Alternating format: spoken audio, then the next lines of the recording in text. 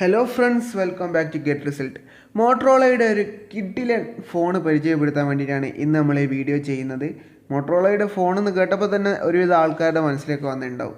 Motorola edge പ്ലസിനെ കുറിച്ചുള്ള വിശേഷങ്ങളാണ് നമ്മൾ ഈ വീഡിയോയിലൂടെ ഇന്ന് ചർച്ച ചെയ്യാൻ പോകുന്നത്.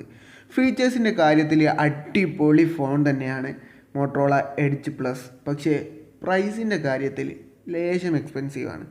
എന്തായാലും നമുക്ക് വീഡിയോയിലേക്ക് പോകാം.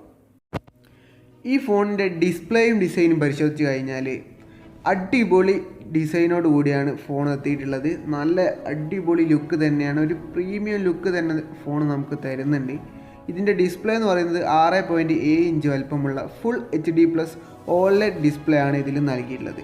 അതുപോലെ തന്നെ എഡ്ജ് ടു എഡ്ജ് ഡിസ്പ്ലേ ആണ് ഇതിൽ നൽകിയിട്ടുള്ളത്. നമ്മൾ സാംസങ്ങിൻ്റെ ഫോണുകളിലൊക്കെ കണ്ടിട്ടുള്ള, സാംസങ് എസ് സീരീസിൽ നോട്ട് സീരീസുകളിലൊക്കെ കണ്ടിട്ടുള്ള കർവ്ഡ് ആയിട്ടുള്ള എഡ്ജാണ് ഇതിന് നൽകിയിട്ടുള്ളത്. അത് നല്ല അടിപൊളിയായിട്ട് തന്നെ ചെയ്തിട്ടുണ്ട്. അതായത് നല്ല വൃത്തിക്ക് ഡിസൈൻ ചെയ്തിട്ടുമുണ്ട് ആ എഡ്ജൊക്കെ.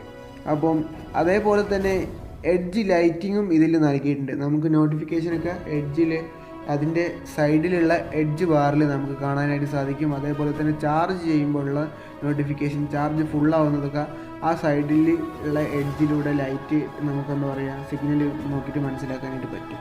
അതേപോലെ ഇതിൻ്റെ ഡിസ്പ്ലേയുടെ കാര്യത്തിൽ എടുത്തു പറയേണ്ട മറ്റൊരു ഫീച്ചറാണ് 90 Hz റിഫ്രഷ് റേറ്റ് എന്നുള്ളത്.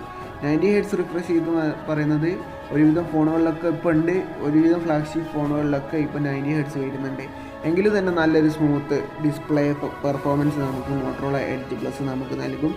അതേപോലെ നമ്മൾ ഡിസ്പ്ലേയുടെ കാര്യത്തിൽ എടുത്തു പറയേണ്ട മറ്റൊന്നാണ് പഞ്ച് ഹോൾ ഡിസ്പ്ലേയിലാണ് ഈ ഫോൺ എത്തിയിട്ടുള്ളത്. അതായത് ഫോണിൻ്റെ കോർണറിൽ ഒരു ക്യാമറയുടെ സ്പേസ് മാത്രമാണ് നമുക്ക് ഡിസ്പ്ലേയിൽ നിന്ന് മാറ്റി വെക്കാനായിട്ടുള്ളത്. ബാക്കി എല്ലാ ഭാഗവും ഡിസ്പ്ലേയിൽ ഉൾക്കൊള്ളിക്കാനായിട്ട് ഈ ഫോൺ കഴിഞ്ഞിട്ടുണ്ട് എന്നുള്ളതാണ് ഇതിൻ്റെ മറ്റൊരു മികച്ച വശമായിട്ട് നമുക്ക് പറയാനുള്ളത്. പെർഫോമൻസ് ഡിപ്പാർട്ട്മെൻറ്റ് നോക്കിക്കഴിഞ്ഞാൽ സ്നാപ്ഡ്രാഗണിൻ്റെ തന്നെ ഏറ്റവും ലേറ്റസ്റ്റ് ചിപ്സെറ്റായ സ്നാപ്ഡ്രാഗൺ 865 ആണ് ഇതിൽ നൽകിയിട്ടുള്ളത്.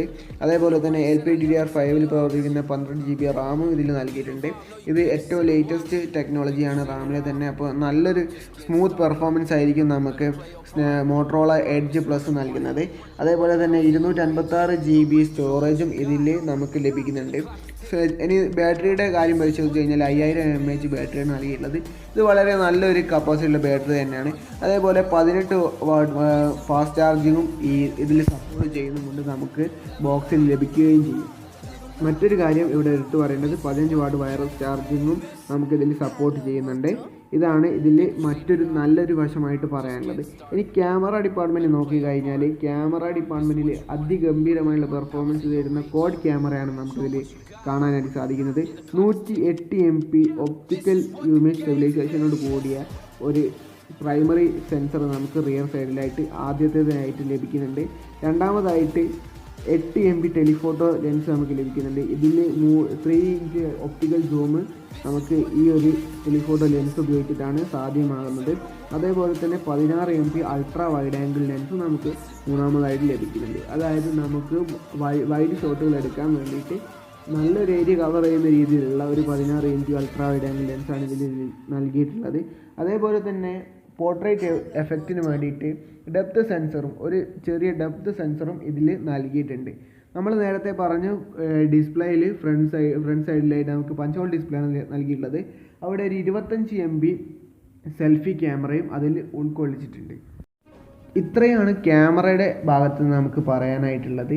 അപ്പോൾ ഇതിൻ്റെ നമ്മൾ ആൻഡ്രോയിഡ് വേർഷൻ നോക്കിക്കഴിഞ്ഞാൽ സ്റ്റോക്ക് ആൻഡ്രോയിഡ് വേർഷനിലായിരുന്നു ഈ ഫോൺ എത്തുന്നത്. അതായത് ആൻഡ്രോയിഡ് 10 ഈ ഫോൺ പ്രവർത്തിപ്പിക്കുക. മറ്റുള്ള ഫോണുകളിൽ നിന്നും വ്യത്യസ്തമായിട്ട്, മറ്റുള്ള ഫ്ലാഗ്ഷിപ്പുകളിൽ നിന്നും വ്യത്യസ്തമായിട്ട് ഇതിൽ നമുക്ക് കാണാനായിട്ട് കഴിഞ്ഞ ഏറ്റവും വലിയ ഇമ്പോർട്ടൻ്റ് അഡ്വാൻറ്റേജ് എന്ന് പറയുന്നത് ഇതിൽ 3.5 mm ഓഡിയോ ജാക്ക് നൽകിയിട്ടുണ്ട് എന്നുള്ളതാണ്. ഇനി നമുക്ക് ഈ ഫോണിൻ്റെ പ്രൈസിൻ്റെ കാര്യത്തിലേക്ക് വരാം. ഏകദേശം $999 ഇതിന് വരുന്ന പ്രൈസ്. അത് ഇന്ത്യൻ കറൻസിയിലേക്ക് കൺവേർട്ട് ചെയ്യുന്ന സമയത്ത് 76,400 രൂപ ഉണ്ടാവും. അപ്പോൾ 76,400 എന്ന് പറയുന്നത് ഒരു ഹ്യൂജ് എമൗണ്ട് തന്നെയാണ്. ഇന്ത്യയെ സംബന്ധിച്ചിടത്തോളം അത് വലിയൊരു പൈസ തന്നെയാണ്. ഈ പണത്തിന് നമുക്ക് ഒരുപാട് ഓപ്ഷനുകളുണ്ട്. അതിൽ നിന്നും ഈ മോട്ടറോള എഡ്ജ് പ്ലസ് സെലക്ട് ചെയ്യുമോ എന്നുള്ളത് ഒരു ചോദ്യം തന്നെയാണ്. ഇപ്പോൾ എന്നിരുന്നാലും ഇതുവരെ ഇന്ത്യയിൽ ഈ ഫോൺ ലോഞ്ച് ആയിട്ടില്ല. ചിലപ്പോൾ പ്രൈസിൽ മാറ്റം വരാനുള്ള സാധ്യതയുണ്ട്, ചിലപ്പോൾ പ്രൈസ് കുറയാനുള്ള സാധ്യതകളാണ് കൂടുതലുള്ളത്. ഈ ഒരു ഫോണിനോടൊപ്പം തന്നെ ഇതിൻ്റെ ഒരു ചെറിയ വേർഷൻ അല്ലെങ്കിൽ മോട്ടോ എഡ്ജ് എന്ന് പറഞ്ഞിട്ട് മറ്റൊരു ഫോണും കൂടെ ലോഞ്ച് ചെയ്തിട്ടുണ്ട്. ഈ മോട്ടറോള എഡ്ജ് പ്ലസിൽ നിന്നും ചെറിയ ചില വ്യത്യാസങ്ങൾ മാത്രമാണ് മോട്ടോ എഡ്ജിനുള്ളത്. അതെന്തൊക്കെയാണെന്ന് നമുക്ക് നോക്കാം.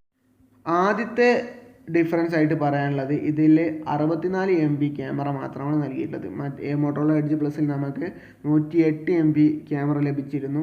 അതുപോലെ 3x സൂം ലഭിച്ച സ്ഥാനത്ത് നമുക്ക് 2x ഓപ്റ്റിക്കൽ സൂം മാത്രമാണ് ഇതിൽ ലഭിക്കുന്നത്.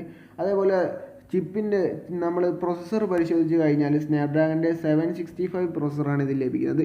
ഇതൊരു ഫ്ലാഗ്ഷിപ്പ് ഒന്നുമല്ല, എങ്കിലും കുഴപ്പമില്ലാത്ത പെർഫോമൻസ് ആയിരുന്നു ചിപ്സെറ്റാണ്.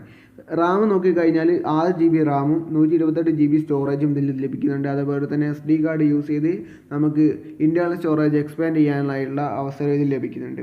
ബാറ്ററി സൈഡിലും ഒരു ചെറിയ മാറ്റം കാണുന്നുണ്ട്. അതായത് 4500 mAh ബാറ്ററിയാണ് നമുക്ക് മോട്ടോ എഡ്ജിൽ ലഭിക്കുന്നത്. പക്ഷേ 18 വാട്ട് ചാർജിങ് സപ്പോർട്ട് ചെയ്യുന്നുണ്ട്.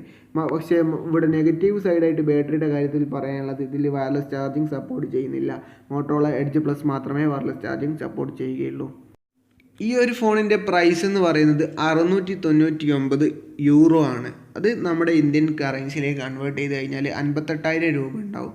അപ്പോൾ 58,000 രൂപയ്ക്ക് സ്നാപ്ഡ്രാഗൺ 765 പ്രവർത്തിപ്പിക്കുന്ന ഒരു ഫോണെന്ന് പറയുമ്പം അതിനും ഒരുപാട് 58,000 എന്ന ഒരു ബഡ്ജറ്റിൽ ഒരുപാട് ഫോണുകൾ വരുന്നുണ്ട്. ഇതിനേക്കാൾ ബെറ്റർ ഓപ്ഷൻ എന്ന് പറയുന്ന രീതിയിൽ തന്നെ ഒരുപാട് ഫോണുകൾ വരുന്നുണ്ട്. ആ ഒരു ഫോണുകളുടെ ഇടയിൽ ഇത് ആളുകൾ പിക്ക് ചെയ്യുമെന്ന് ചോദിച്ചു കഴിഞ്ഞാൽ അതും വലിയൊരു ക്വസ്റ്റ്യൻ മാർക്ക് തന്നെയാണ്. അത് ഇനിയിപ്പോൾ ഇന്ത്യയിൽ ലോഞ്ച് ചെയ്തില്ല. ഇന്ത്യയിൽ ലോഞ്ച് ചെയ്യുന്ന സമയത്ത് ഈ ഒരു ഫോണിലും പ്രൈസിൽ കുറയാനുള്ള സാധ്യതയുണ്ട്. 58,000 എന്നുള്ളത് നേരെ കൺവേർഷനാണ്, അത് കുറയാനാണ് സാധ്യത കൂടുതൽ. എന്തായാലും ഇന്ത്യയിൽ ലോഞ്ച് ചെയ്തതിന് ശേഷം നമുക്ക് പ്രൈസിൻ്റെ കാര്യത്തിൽ ഒരു കൺഫർമേഷൻ ലഭിക്കുകയുള്ളൂ. അപ്പോൾ നമുക്ക് നോക്കാം അപ്പോൾ കിട്ടുന്ന ആ പ്രൈസിൻ്റെ ഒരു ബഡ്ജറ്റ് റേഞ്ചിൽ വരുന്ന മറ്റ് ഫോണുകളായിട്ട് നമുക്കൊരു കമ്പാരിസൺ വീഡിയോ ഒക്കെ ചെയ്യാവുന്നതാണ്. അപ്പം നിങ്ങൾ ഈ ചാനൽ സബ്സ്ക്രൈബ് ചെയ്യില്ലെങ്കിൽ തീർച്ചയായിട്ടും സബ്സ്ക്രൈബ് ചെയ്യുക. അതുപോലെ ഈ വീഡിയോ നിങ്ങൾക്ക് ഇഷ്ടപ്പെടുന്നെങ്കിൽ ലൈക്ക് ചെയ്യാൻ മടിക്കരുത്. ഇഷ്ടപ്പെടില്ലെങ്കിൽ നിങ്ങൾക്ക് തീർച്ചയായിട്ടും ഡിസ്ലൈക്ക് ചെയ്യാവുന്നതാണ്. ഇത് മറ്റുള്ള ഫ്രണ്ട്സുകളിലേക്ക് എത്തിക്കാൻ വേണ്ടിയിട്ടും എൻ്റെ ചാനൽ തുടങ്ങിയിട്ടേ ഉള്ളൂ. അതിൻ്റെ ഒരു പ്രൊമോഷനുള്ള നിലക്കും നിങ്ങൾക്ക് ഈ വീഡിയോ ഷെയർ ചെയ്യാൻ താല്പര്യമുണ്ടെങ്കിൽ ഷെയർ ചെയ്യാം. So thank you so much for watching.